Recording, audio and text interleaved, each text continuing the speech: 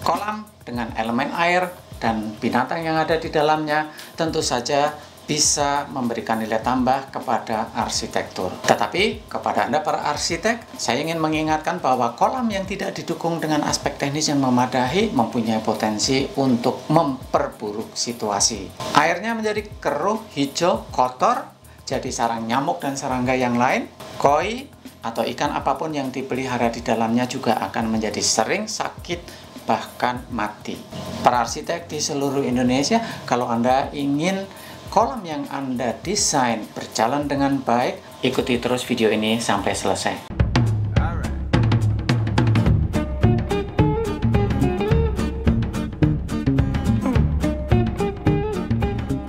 Halo para arsitek di seluruh Indonesia, nama saya Keko, saya adalah perancang kolam koi. Untuk Anda yang baru pertama kali menemukan channel ini, silakan Anda subscribe dulu agar Anda tidak ketinggalan informasi tentang koi. Sejak awal 2018 ketika saya memulai aktivitas ini secara profesional, Keko beserta tim sudah membuat lebih dari 100 kolam di seluruh Indonesia. Dalam beberapa kasus, tim Keko diundang untuk membuat kolam di suatu tempat tertentu, biasanya rumah tinggal. Arsitek sudah memuat adanya desain kolam, bahkan spesifik arsiteknya minta kolam koi ada di situ. Tetapi kita menemukan bahwa site plan yang diberikan kepada kami masih kurang dari beberapa aspek. Kalau Anda memasukkan kolam, baik itu kolam koi atau untuk memelihara ikan yang lain ke dalam desain Anda, berikut adalah beberapa hal yang harus Anda perhatikan.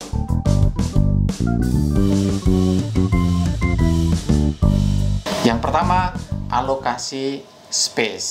Kolam koi pada dasarnya merupakan sebuah captive aquaculture atau sering juga disebut recirculating aquatic system atau RAS, karena dia tertutup kolam koi ini. Karena tertutup, airnya hanya disirkulasi pada dasarnya. Mau tidak mau memerlukan filter.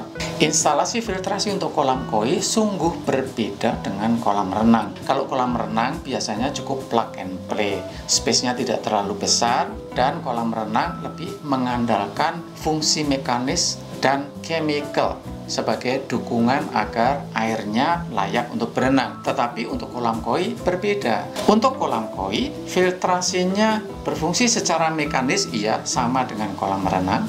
Chemical, iya, tetapi sangat berbeda konteks chemicalnya dengan kolam renang. Dan yang paling esensial adalah untuk kolam koi, filtrasinya berjalan secara biologis. Oke, kita memang tidak akan membahas lebih jauh lagi tentang filter biologis. Yang paling penting, Anda mengikuti sebuah rule of thumb. Kalau Anda mendesain kolam koi, maka sediakan 1/4 dari keseluruhan space yang ada untuk filtrasi.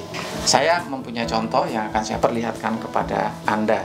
Ini adalah desain kolam yang kita buat berdasarkan gambar yang diberikan oleh arsiteknya.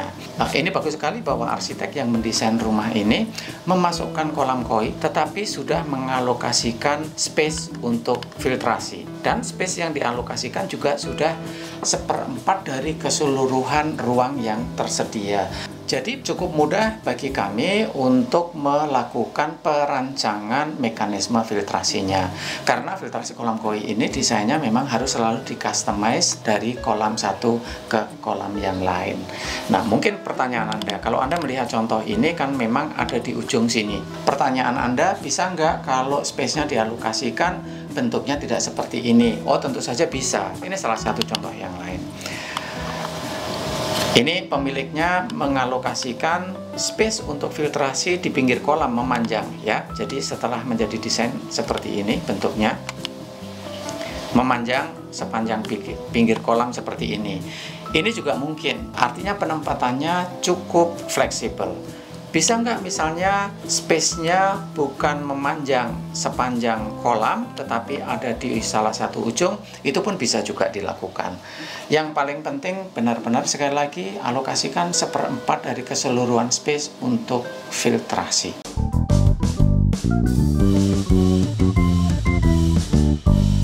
Yang kedua kedua adalah di mana instalasi filtrasi ditempatkan. Ini bebas sebenarnya. Filtrasi tidak harus benar-benar ada di pinggir kolam. Filtrasi jauh dari kolam juga bisa, misalnya diletakkan di belakang rumah, sementara kolamnya ada di depan rumah atau sebaliknya. Yang penting ada jalur-jalur untuk melakukan pemipaan. Kalau penempatannya jauh dari kolam, Anda harus mengalokasikan sekitar 10% dari keseluruhan luas area sebagai intermediate tank. Intermediate tank ini sebenarnya tujuannya untuk mengumpulkan air, semuanya masuk ke situ, baru kemudian akan ditarik menggunakan pipa memasuki instalasi filtrasi. Kemudian bisa nggak misalnya antara kolam dan filter terletak di lantai yang berbeda atau pada elevasi yang berbeda. Ini mungkin secara teknis bisa juga dilakukan, tetapi kalau elevasinya berbeda, di dekat kolam Anda harus mengalokasikan sekitar 10% dari space sebagai balancing tank. Kemudian kita, desainer kolam koi-nya yang akan melakukan desain secara lebih detail mekanisme teknisnya seperti apa. Yang ketiga tentang bentuk kolam. Mungkin Anda selama ini kalau melihat kolam koi lebih banyak bentuknya kotak aja, tidak ada bentuk-bentuk yang mempunyai variasi tertentu. Anda bertanya-tanya, apakah kolam koi memang harus kotak? Tidak boleh bentuk yang lain? Boleh. Bentuk kolam koi sebenarnya sangat bebas, bisa apa saja. Kalau Anda melihat kolam-kolam yang sudah ada bentuknya hanya kotak, karena memang biasanya kolam koi yang ada di perkotaan menghadapi sebuah masalah terbatasnya space. Space di kota kan mahal ya, sehingga setiap sudut, setiap sentimeter persegi semuanya kalau bisa dimanfaatkan jadi kolam, sehingga jadinya kolamnya ya kebanyakan hanya kotak-kotak seperti itu aja gitu. Padahal sebenarnya bentuknya sangat bebas. Anda mau mendesain yang bentuknya oval, bentuknya berkelok-kelok tidak beraturan, itu sangat mungkin. Sejauh Anda tetap tidak melepaskan pedoman yang pertama dan yang kedua tadi.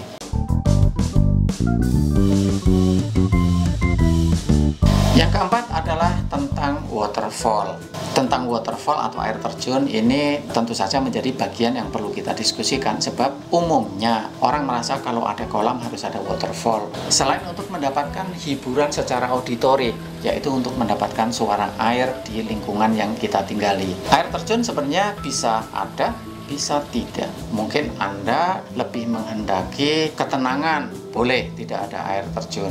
Tetapi kalau sebaliknya, ada hal-hal tertentu yang perlu diperhatikan. Sebenarnya kolam kalau memang benar-benar untuk memelihara koi, justru menghendaki ketenangan permukaan. Jadi air terjun harus sedemikian rupa didesain tidak menimbulkan riak. Mengapa demikian? Karena koi yang harganya biasanya tidak murah, mereka adalah top view. Koi berbeda dengan arowana. Arowana dia kan pipih gitu dan kecantikannya maksimal dilihat dari samping.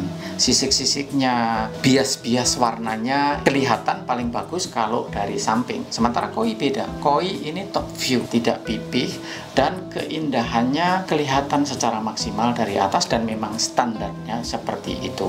Oleh karena itu usahakan agar air terjun yang ada desain lebih tenang, tidak mengganggu permukaan kolam, tidak menimbulkan banyak riak. Itulah sebabnya biasanya Anda melihat air terjun yang cuma kotak aja, kemudian jatuhnya ke air dibuat seperti pita dan dinamakan sheet waterfall. Karena sheet waterfall ini tidak menimbulkan banyak riak gelombang ke atas permukaan air, tetapi Anda masih bisa mendapatkan pemandangan yang cukup baik, ada air yang jatuh ke dalam kolam. Nah, kalau air terjun yang natural, yang Anda memang mau jatuhnya liar seperti itu, tidak ada salahnya, tetapi pertimbangkan aspek tadi bahwa koi bisa dinikmati dengan baik kalau riak di kolam minimum. Seperti misalnya kolam saya, air terjunnya sebenarnya natural dengan batu-batu. Kalau tidak ada upaya tertentu, air terjun kolam saya ini jatuh ke permukaan air dan liar sekali. Airnya pasti tidak bisa menjadi tenang seperti ini gitu. Oleh karena itu, kemudian sebelum air masuk ke dalam kolam langsung, itu kemudian saya hadang menggunakan batu lempengan seperti ini, dan di depan batu lempengan dikasih batu lagi agar cipratannya tidak merusak ketenangan permukaan kolam. Intinya adalah kalau Anda menginginkan efek yang tenang, tidak ada air terjun, bisa. Air terjun bukan merupakan sebuah keharusan.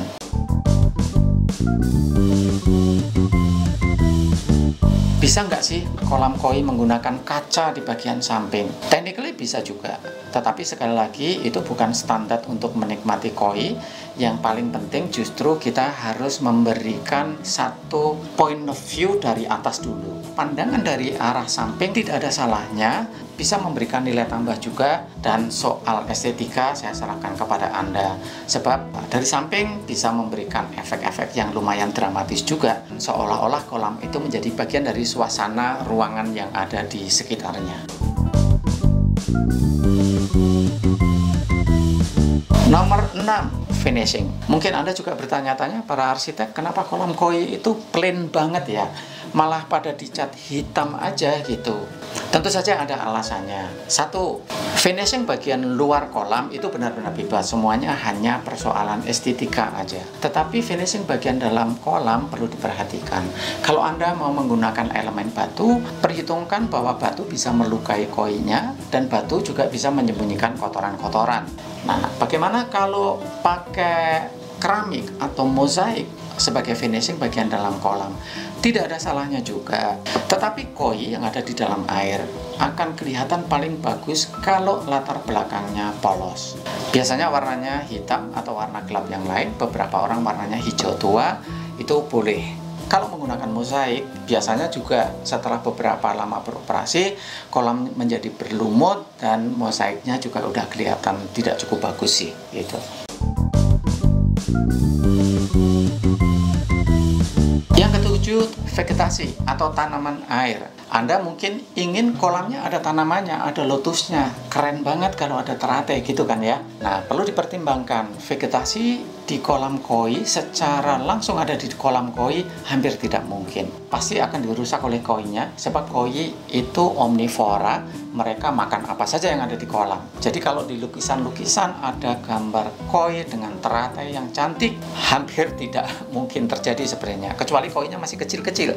Jadi dengan demikian, kalau Anda tetap menginginkan ada elemen vegetasi di dalam air, sebaiknya tanaman diisolasi secara terpisah, atau memang ada kolam terpisah. Jadi ada lotus pond yang ada di pinggir kolam. Seperti contohnya kolam ini, sekali lagi saya pakai sebagai contoh. Jadi dialokasikan ada lotus pond di pinggir kolam di sini, dan ini terpisah.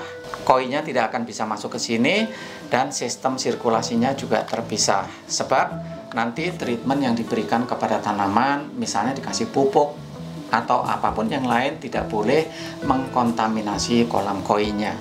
Yang baik sih Anda memasukkan unsur-unsur vegetasi di luar kolam. Anda bisa memilih tanaman-tanaman yang bisa hidup di luar kolam, tetapi akarnya bisa masuk ke dalam kolam. Nah, ini malah akan mempunyai kontribusi juga terhadap filtrasi sebenarnya. Secara teknis tidak cukup signifikan pengaruhnya, tetapi oke lah, ini untuk memberikan efek yang lebih hijau. Di samping-sampingnya bisa dikasih tanaman, termasuk misalnya di sampingnya adalah dinding, boleh dikasih vertical garden juga, tidak ada masalah. Saya kira dengan desain yang pas akan kelihatan menjadi lebih cantik. Kedalaman kolam ada beberapa aspek. Yang pertama, aspek stabilitas kolam. Kalau kolamnya dangkal, biasanya airnya menjadi tidak cukup stabil, dan itu secara teknis memang diperlukan oleh koinnya agar airnya menjadi stabil. Tolong dibuat kedalaman paling tidak 1 meter, itu sudah sangat minimum. Kurang dari itu kurang bagus sebenarnya. Sebaiknya 1 meter minimum, 1,5 meter optimum. Aspek yang kedua adalah kalau memelihara koi tentu saja akan tumbuh menjadi besar, dan kalau koinya bisa tumbuh menjadi besar akan lebih menyenangkan untuk pemilik kolam. Kedalaman diperlukan agar koi bisa tumbuh menjadi besar. Kedalaman kolam juga akan sangat menentukan volume, dan kapasitas kolam tidak tergantung kepada luasnya, tetapi tergantung kepada volume. Artinya semakin dalam kolam yang Anda desain, volumenya semakin besar, kapasitasnya menjadi lebih besar.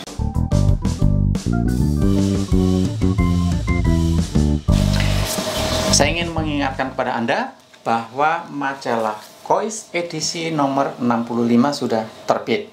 Salah satu isi dari majalah ini adalah artikel yang saya buat. Judulnya adalah Proteksi Media Biologis. Agar Anda tidak ketinggalan informasi-informasi tentang koi, silakan Anda berlangganan majalah Kois. Nomornya saya cantumkan di deskripsi. Paman dan Pipi, para pecinta dan peminat koi, dan para arsitek di seluruh Indonesia, saya Keko. Terima kasih banyak. Semoga koi-koi kita berbahagia. Ciao.